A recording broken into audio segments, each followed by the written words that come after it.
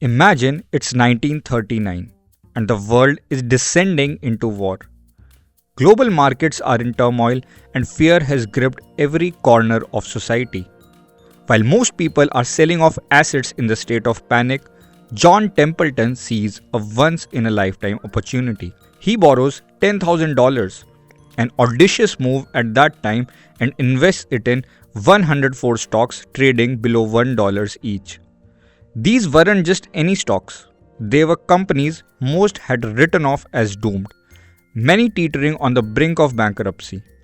For most investors, these stocks represented hopeless cases, but for Templeton, they were diamonds in the rough. Imagine turning a global crisis into the opportunity of a lifetime. From the bold contrarian who bet on bankrupt stocks during World War II to the hedge fund managers who predicted and profited from the collapse of the housing market, or someone with a bunch of few employees who bet against the British central bankers, which are armed with innumerable economists, advisors, and data keepers, and cashing out $1 billion in a single day. These are tales of foresight, courage, and art of decision making in the world of finance and investments, all binded in a single book. And let's see what we as investors can learn from these legends and the legendary trades that made them register their name in the financial history. This is the Better Investor summarizing the top investing classics for you, and these are top 5 lessons from the book The Greatest Trades of All Time, written by Vincent Veneziani. Lesson number 1: The Power of Independent Thinking. Well, I told you how Templeton bought these stocks on the verge of bankruptcy. But why did Templeton take this risk? He believed that extreme pessimism often leads to extreme undervaluation. At a time when war clouds hung heavy over Europe and markets were plummeting, Templeton knew that even the most battered companies could recover if they survived the crisis. As the war progressed, global economies began to stabilize, and those forgotten stocks started to climb. By the end of World War II, Templeton's $10,000 investment had transformed into $40,000, a fortune in those days. His bold contrarian move not only made him wealthy but also cemented his reputation as one of the greatest investors in history. Fast forward to mid-2000s and we see another example of independent thinking, this time in the US housing market. The year is 2006 and the real estate boom is in full swing. Housing prices are soaring and there's a widespread belief that market is invincible. Everyone from individual homeowners to institutional investors is riding the wave of optimism. Enter Kyle Bass, a hedge fund manager who notices something troubling beneath the surface. While housing prices are skyrocketing, average household incomes remain stagnant. Bass asks a critical question: how are people affording these increasingly expensive homes? Digging deeper, he uncovers the truth: subprime mortgages.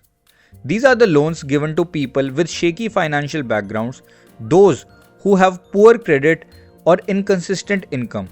What's worse, these risky loans were being bundled together into what's called mortgage-backed securities, or MBS for short.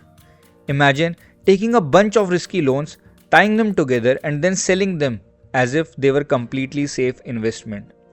That's what was happening, and Bass realized it was a disaster waiting to unfold. Seeing the danger, Bass bet against these mortgage-backed securities. In simple terms, he placed trades that would make money if these loans started to fail. He faced doubts from his peers and took a significant risk, but when the housing market collapsed in 2008, millions of these loans defaulted, causing chaos in the financial world.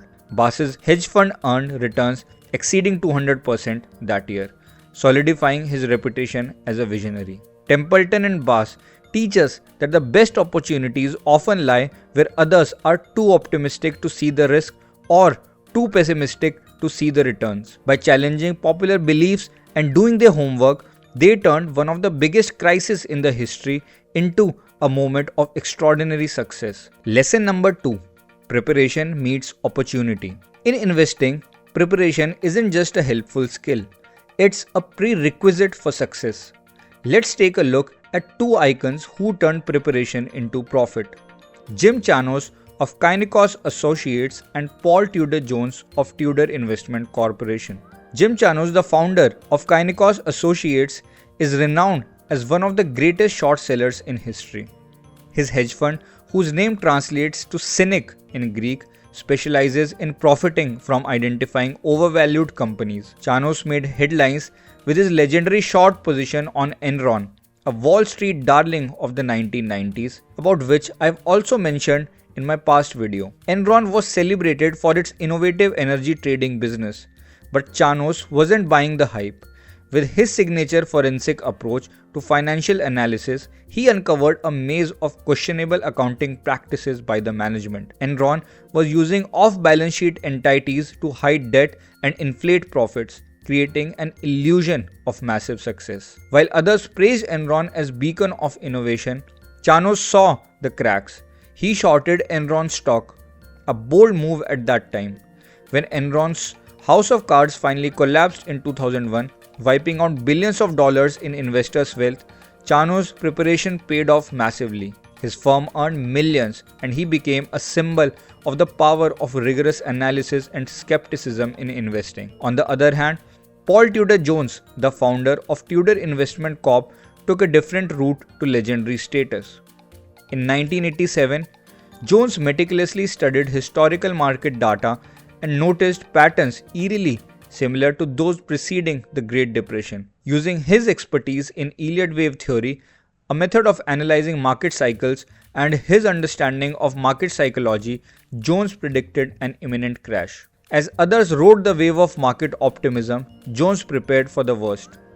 On October 19, 1987, Black Monday struck. The Dow Jones Industrial Average plunged 22% in a single day, the largest one-day drop in history.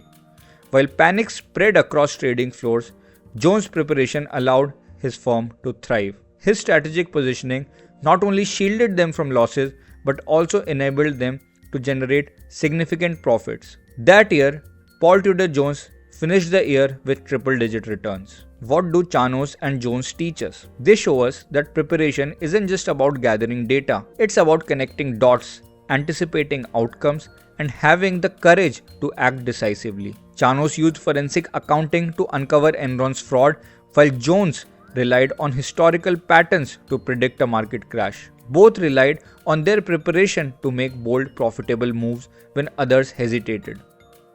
Lesson number 3.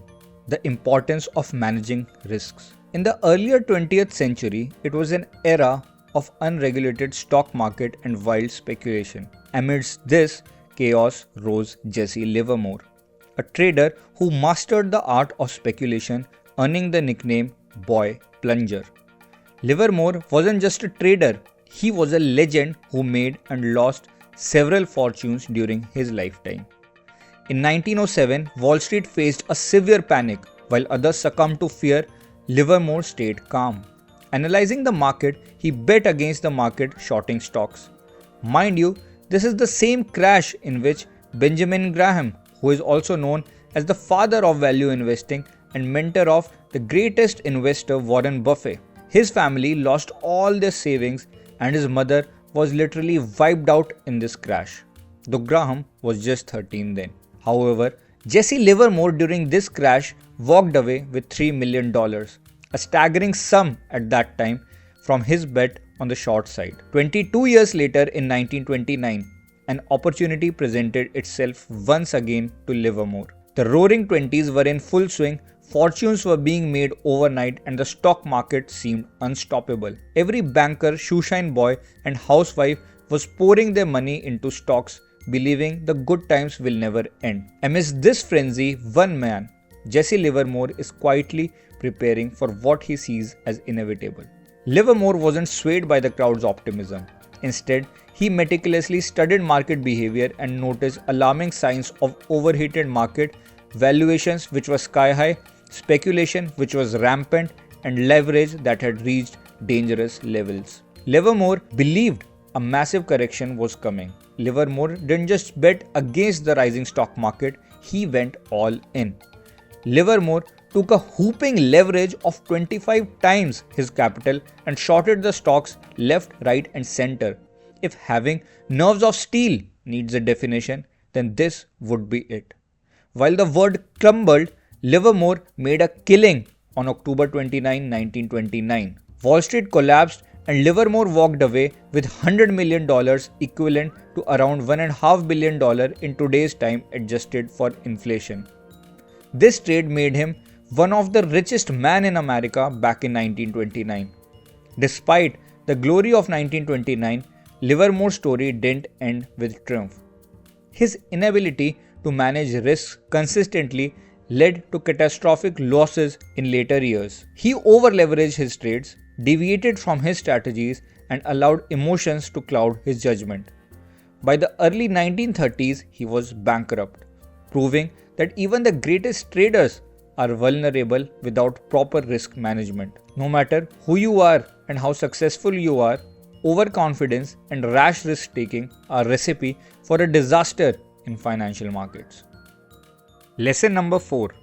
The power of betting big on conviction. Imagine it's 1992 and Europe is trying to create a system that brings its economies closer together. The idea is simple. Keep the exchange rates of major European currencies stable so trade and businesses flourish across borders. To achieve this, the European Exchange Rate Mechanism, famously called ERM, was created. Here's how it worked. Imagine currencies as members of a band. Each one can play at slightly different pitches, but they all have to stay within a specific range to sound harmonious. For the ERM, this range was the acceptable value of a country's currency compared to the German Deutschmark, the economic superstar of Europe at that time. But there was a problem. Germany had a robust economy with low inflation and high interest rates. Other countries like the UK had weaker economies that struggled to keep up. The British pound, in particular, was like a tired musician trying to match the band leader's tempo. For Britain to stay in the ERM, it had to keep the pound strong, which meant maintaining an artificially high exchange rate. This required the UK government to take drastic measures, like spending billions to buy pounds on the foreign exchange market and raising interest rates to attract investors. But this strategy came at a cost. Higher interest rates hurt businesses and homeowners, and the pound's overvaluation made British goods expensive abroad. Enter George Soros, the founder of the Quantum Fund. He saw this imbalance and realized something crucial. The British pound was overvalued and keeping it in the ERM was unsustainable. His strategy? Short the pound, essentially betting that its value would fall. But Soros didn't just dabble in this trade. He committed nearly $10 billion. This was leverage of over 10 times of the fund's assets, a massive sum even by today's standards through his quantum fund. On September 16, 1992, the day began with Bank of England valiantly defending the pound. It bought billions of pounds on the foreign exchange markets and raised interest rates to 15% to attract investors. But Soros was relentless. His quantum fund kept selling the pound, exerting immense pressure on the currency.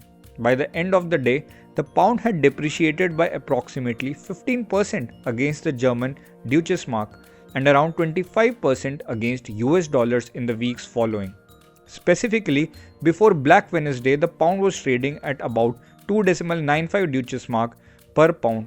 After exiting the ERM, it fell to around 2.5 Deutschmark per pound. This dramatic devaluation marked one of the most significant one-day drops in currency history. Soros' trade netted him over $1 billion in profit in a single day. The British government, meanwhile, lost billions trying to defend its currency. This trade, later dubbed the man who broke the Bank of England, cemented Soros' reputation as one of the greatest investors of all time. But it wasn't just the sheer scale of his profit that made this trade legendary. It was the clarity of his conviction and his willingness to act decisively. Betting against a central bank was considered unthinkable at that time. Soros proved that even the mightiest institutions could falter when their policies defied economic reality. While Soros' trade was massive, it wasn't reckless. He calculated the odds meticulously and knew the potential downside if he was wrong, unlike Livermore. Stanley Druckenmiller, another great investor who was chief strategist for Soros at that time, has said in an interview that as per their analysis, they had 5% potential downside of their total equity in their trade, while the potential upside was 10 or 20 times their capital at risk. Primarily, it was this asymmetric risk-reward ratio that made Soros bet the house on this single trade. This exemplifies our lesson and Soros quantum funds philosophy. It does not matter if you're right or wrong. What matters is how much you make when you're right and how much you lose when you're wrong. Lesson number 5. The importance of education and patience. If you take a look at each trader and their trade featured in this book, you will find a stark similarity. Let's start with the legendary George Soros. When he made his iconic $1 billion trade shorting the British pound, he was 62 years old. That's almost retirement age for most people.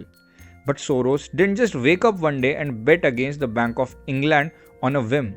No, he had decades of experience studying global markets, mastering currency dynamics, and patiently building his skills. His background in philosophy and economics from prestigious institution, the London School of Economics, gave him the foundation to understand macroeconomic trends, and he spent years waiting for the right opportunity to make the trade of a lifetime.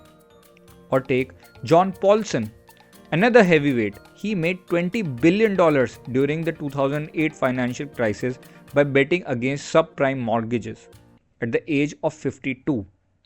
Paulson wasn't some reckless gambler throwing darts at the market. He was an expert in mergers and acquisition with a deep understanding of financial markets. He studied finance from New York University, which boasts of some of the great professors, and then went to Harvard to get an MBA. And what about David Tepper? Tepper was 51 when he made his massive bet on distressed financial stocks during the 2009 recovery. Armed with an MBA from Carnegie Mellon, he had decades of experience analyzing undervalued opportunities. Notice a pattern here? These financial wizards, call them traders or investing giants, weren't swinging for fences every day. They spent decades surviving the markets, studying and preparing themselves for that one big moment. Yes, one big moment. Look at Jesse Livermore, the man who shorted the stock market during the Great Depression and walked away with $100 million, a fortune in today's terms. Livermore wasn't young either. He was 52 when he made that trade. But he had a deep understanding of market behavior honed over years of trial and error. Let's talk about education. Did you notice how many of these traders had strong educational foundations? Jim Chanos, the man who exposed Enron, studied economics and political science. Kyle Bass, famous for his bet against subprime mortgages, had a business degree. Even Paul Tudor Jones, who famously shorted the market during Black Monday, had a background in economics. Education gave these traders the tools to analyze risks, develop strategies, and put the odds in their favor. Without that knowledge, taking a big risk can be like handling a baby a revolver. You're more likely to hurt yourself than hit the target. The average age of these traders at the time of the greatest trade was 44 years old. That's decades of learning from failures and waiting patiently for their moment. While the greatest trades of these legends may have made money for them in a span of less than one day to few months, but surely it wasn't a quick money. They stayed in the game long enough for stars to align. These traders survived market crashes, adapted to changes, and waited for the perfect pitch. So, if you're starting out, don't rush to swing for the fences. Focus on building a strong foundation, whether through education, consistent patience, or finding mentors who've been through it all. And it's going to take a lot of time because it's not a sprint, it's a marathon. Let's have a quick recap. Successful investors often thrive by going against the crowd and identifying value where others see none. Success in investing often comes down to how well you've done your homework. In investing, preparation isn't just an edge, it's everything. No matter Who you are and how successful you are, overconfidence and rash risk taking are a recipe for a disaster in financial markets. It does not matter if you are right or wrong. What matters is how much you make when you're right and how much you lose when you're wrong. Great investors like Soros, Paulson, and Tepper all achieved success through decades of education, experience, and patience waiting for the pitch, emphasizing that investing is a marathon and not a sprint. That's it, guys. If you liked the video, please like, share, and subscribe. I will see you next week with summary of another investing book. Until then, cheers, guys.